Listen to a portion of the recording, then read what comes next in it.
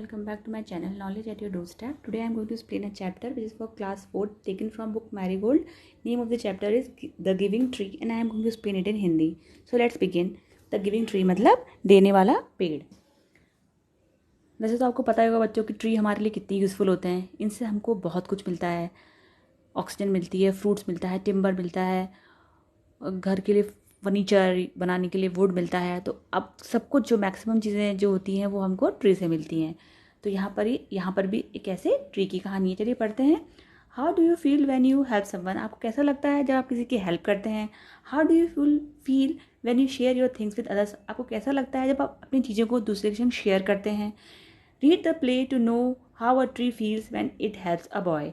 चलिए पढ़ते हैं इस प्ले को, इस नाटक को, ये जानने के लिए कि कैसे कि हाउ अ ट्री फील्स, कि ट्री को कैसा लगता है जब उसने एक लड़के की हेल्प की या एक बच्चे की हेल्प की। नरेटर, तो नरेटर जो है वो बोल रहे हैं, once there was a tree and it loved a little boy. एक बार एक ट्री था जो कि एक छोटे बच्चे को बहुत प्यार करता था। Every day the boy would visit the tree and enjoy it's company. और हर दिन जो वो लड़का था वो उस पेड़ के पास आता था और उसकी कंपनी को एंजॉय करता था, यानी कि उस कंपनी में उसको अच्छा लगता था। ट्री की कंपनी की बात हो रही है यहाँ पर। अब ट्री बोल रहा है, come here my boy, come and climb up my trunks and swing from my branches. तो ट्री बोलता है उस लड़के से कि आओ, यहाँ आओ मेरे बेटे या मेरे बच्चे, आओ और चढ़ो, मेरे ट्रंक्स में चढ़ो और एंड स्विंग माई ब्रांचेज, और मेरे इन शाखाओं में, ब्रांचेस मतलब होता है पेड़ों की जो शाखाएं होती है उसमें स्विंग मतलब झूला झूलो। Boy swinging from branches, what fun. तो जो बॉय है वो स्विंग करता है यानी कि झूलता है उसकी शाखाओं में पेड़ की और कहता है क्या मज़ा है।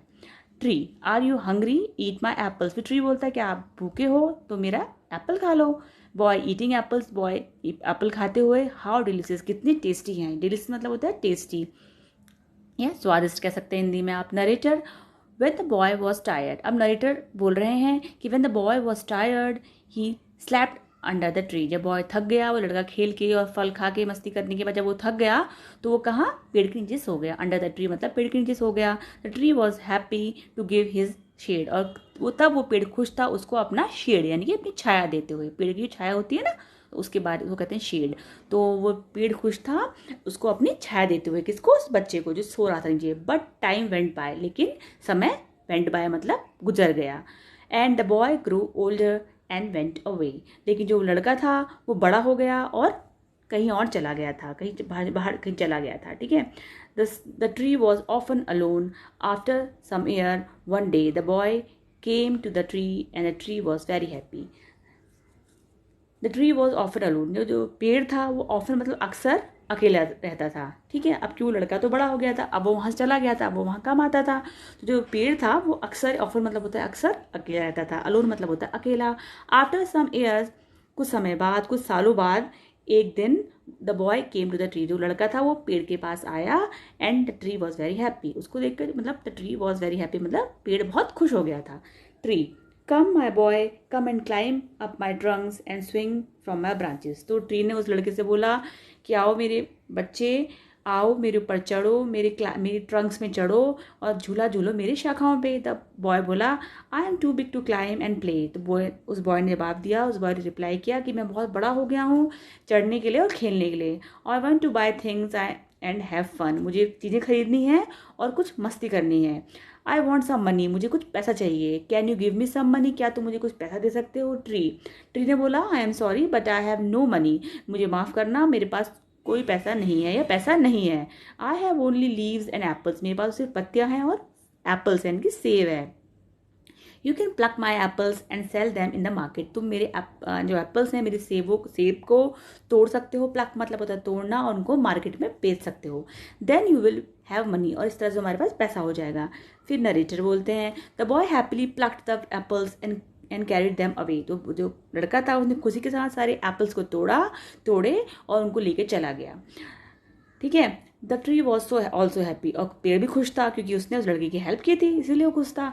But the boy stayed away for a long time and the tree was sad. लेकिन जो लड़का था वो काफ़ी समय तक, stayed away for a long time मतलब काफ़ी समय तक उससे अलग रहा या उससे दूर रहा, और द ट्री वॉज सैड मतलब उससे जो पेड़ था वो बहुत दुखी था. One day the boy came back and the tree shook with joy. एक दिन जो लड़का था फिर वापस आया और जो पेड़ था वो खुशी से हिलने लगा. शूक करने लगा मतलब खुशी से हिलने लगा.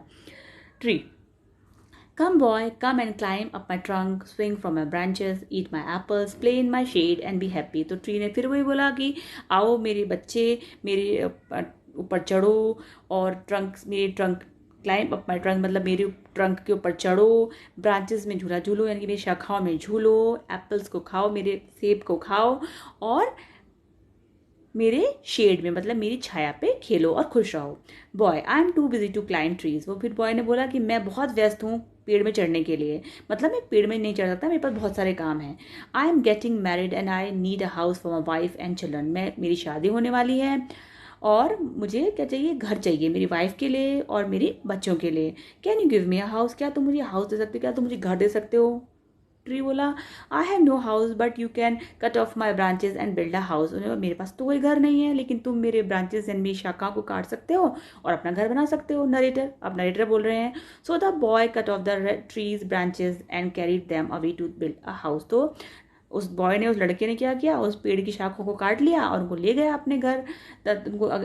उनको ले गया ताकि वो अपने लिए घर बना सके. The tree was very happy. Tree बहुत खुश था. क्यों खुश था, इसलिए खुश था क्योंकि उसने फिर से एक बार उस लड़की की हेल्प की थी.